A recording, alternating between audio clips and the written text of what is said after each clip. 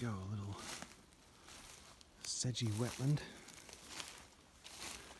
in the middle of a forest. Got some sedges here. I don't know my sedges very well, but for those who do, looks like he's in seed here. Got some sphagnum moss underfoot. Got some ferns. Look at that, mother. Wow. Okay. Another shelf fungus over there.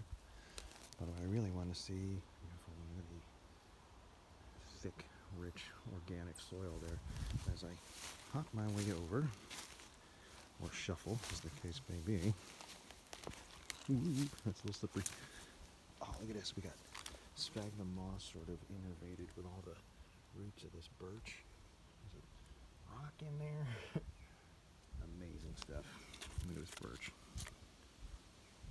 Oh, okay. But here's the piece de resistance.